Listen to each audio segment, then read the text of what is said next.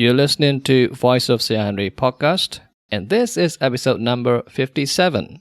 Welcome to the show.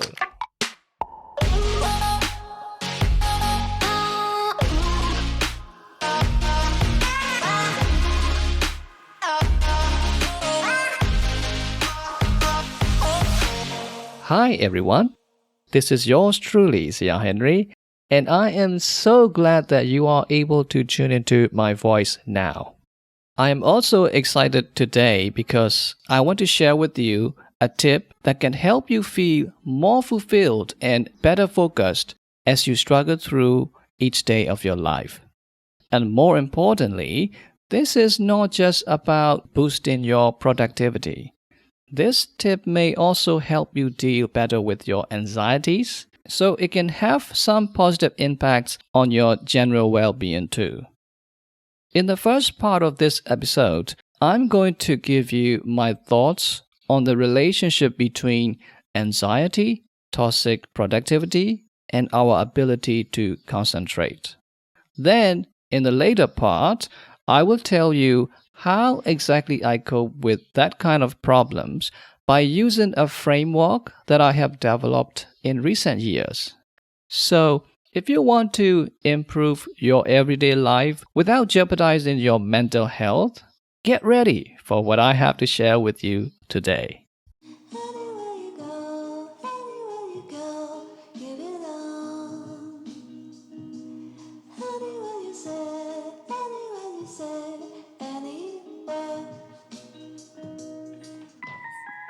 One of the signs that indicates you have anxiety-related problems is the feeling of irritability and lack of concentration.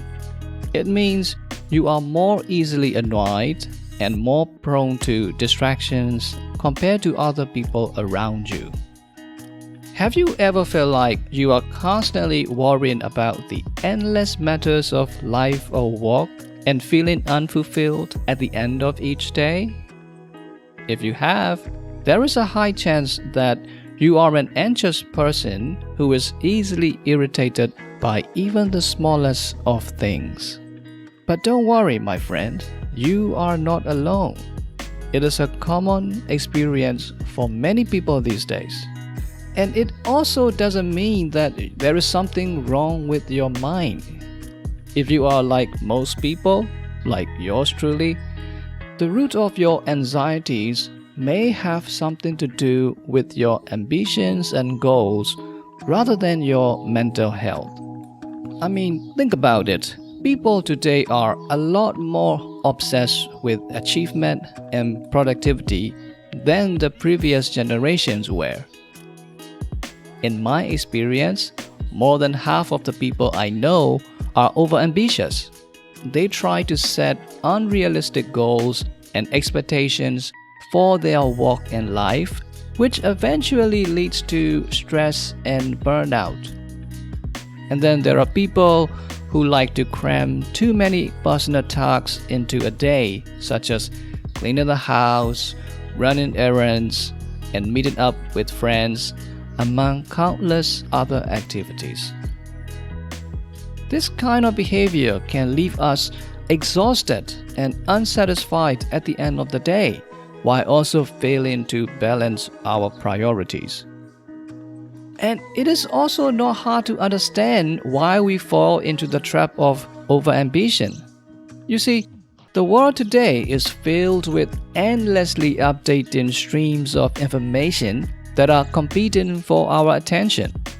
More often than not, we are subconsciously shaped by what we see or hear from our digital society. And these days, what we are exposed to is a society that glorifies productivity and achievement. We are continuously bombarded with messages that tell us to do more, to have more, and to be more. Social media platforms are always highlighting immensely successful people too. Take Elon Musk for example. I'm sure you have seen so much of him on multiple social media platforms as one of the highest achievers of the 21st century. This famous CEO of Tesla and SpaceX has been known to walk 100-hour weeks, and he even famously stated that nobody ever changed the world on 40 hours a week. Although I admire Elon Musk very much, and I believe we need more than one Elon Musk in the world, his statement cannot represent the majority of the world's population. I mean, for most people like us, we don't want to change the world. We just want a decent life. I'm not saying that we should not be interested in changing the world. I am very much on board with such idea. I just don't think it is for everyone. What I'm saying is, if we try to measure our work culture against the standards of people like Elon Musk, it is going to make us feel inadequate or insignificant. And of course, it will fuel our desire to work more than we naturally should.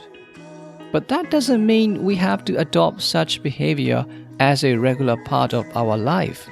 While having a strong drive and ambition are commendable, we have to consider the toll it takes on our mental and physical health. I agree that pushing our limits is beneficial and sometimes necessary, but we don't want to be like Olympic athletes who push their limits in training and competition up to the point where their overambition causes injuries, burnout, and mental health issues. We should take a reasonable approach in how we set our goals so that we don't become overambitious and harm ourselves. There is also another negative aspect of overambition that can lead to anxiety. It is the connection between overambition and distraction. When people set unrealistic expectations and try to achieve too many goals in a limited amount of time, they become distracted and stressed.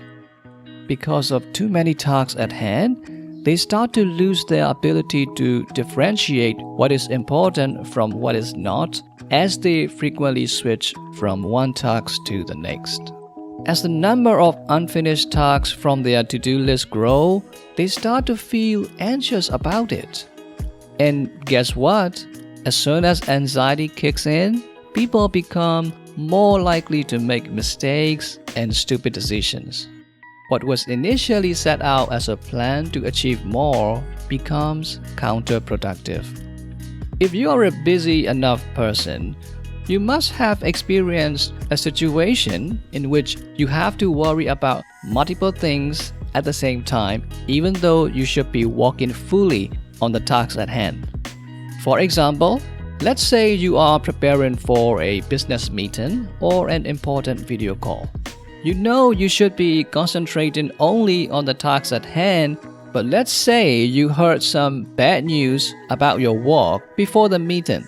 How do you react under such circumstances? If you are like most people, I think even though you should be concentrating in your preparation for the meeting, you probably can't stop worrying about other important matters that could go wrong while you are attending this meeting. And it becomes harder and harder to shake it off, isn't it? In another word, you are now under the influence of anxiety. Does it sound familiar to you? If you find this relatable, don't worry, my friend. In the last part of this episode, which is coming right after the ad break, I'm going to share with you a simple framework that can help you out in this kind of situation. So keep listening, alright? I'll be back in a minute. And we are back to the show. Earlier, I was hinting you about a framework that I use in dealing with work-related anxiety. Although I said it is a framework, it's not a complicated one. It's more like a set of questions that reminds me to think logically, not emotionally, to overcome my negative reactions whenever I am facing distracting situations. And I tell you, my friend, this series of simple yes or no questions work effectively and instantly. And I usually associate it with the short sentence, it's another day's problem. You will see what I mean soon. Here it comes. Whenever I start feeling like many things are competing for my attention simultaneously, or my mind is just jumping from one problem to another, I ask myself, am I feeling anxious or worried? If the answer is no, I keep on doing whatever I'm doing. If the answer is yes, I ask another question. Do I know why I am worried? If the answer is no, that means there is nothing I can address to now. So I keep walking on my current tasks until I somehow learn the reason behind my anxiety. If, however, the answer is yes, I ask another question. Should I attend to this matter now? If the answer is no, I say to myself, if I should not solve it now, then it is another day's problem. And I continue walking on the tasks at hand. But if the answer is yes, I ask another question. Can I do something about it now? If it is no, that means there is no point for me to worry now. I mean, the main reason we worry about something is so that we acknowledge the problem and take action on it. That is the only sensible way to deal with our worries. Worrying makes sense if there is something we can do about it. But worrying for the sake of just worrying is pointless. If there is nothing you can do right now, it usually means it is not the right time to worry. So I say to myself again, that's another day's problem. However, if the answer is yes, that means I have a problem that I should and can solve now. At this point, I should ask another question to myself. Am I already in the process of dealing with the issue now? If the answer is yes again, that means I'm already working on the problem and that it will be resolved sooner or later. Then I realize there is nothing to keep worrying about and my anxiety starts to go away. But if the answer is no, that means I have a problem that I should and can be working on, and yet I'm doing nothing about it. So I ask myself another question. Am I not acting on it because I can't do anything now? If the answer is yes, it means there is nothing I can do about it and that there is no point for me to keep worrying. Remember, my friends, the point of feeling worried is so that we can take action. If there is nothing we can do about it, we better let it go, at least for the time being. And in that case again, I say to myself, that's another day's problem. On the other hand, if my answer is no, it means I have a problem that I should be working on and have the luxury to deal with, but I'm just procrastinating. In that case, I remind myself to start dealing with it. And as you guess, the anxieties run away soon after I start dealing with the issue. You see, by using this set of questions, I can take back the control of my mind, make a conscious decision of where I'm going to use my attention and energy, and eliminate my anxieties that are caused by simultaneously present matters. These questions help me notice if something is causing me to worry without any sense of urgency, or if it even makes sense to worry at all. It also allows me to let go of some of the problems temporarily, knowing that these are what I can come back to the next day. And finally, it is also important to know the difference between procrastination and this another day's problem framework. Procrastinating is when you choose to do the easier things to run away from the harder tasks. But reminding yourself that you can solve a problem in another day or even another hour in favor of the task at hand is not an act of procrastination.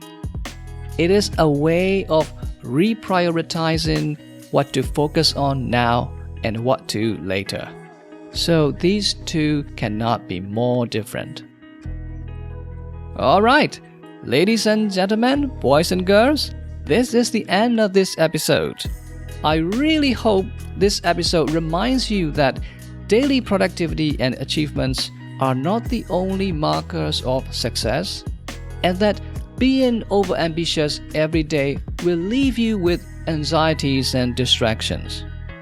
And whenever you suspect that you are anxious or worrying too much, ask yourself if you know why and what you are worrying about, if you should deal with it right away, and if there is something you can do about it at that moment.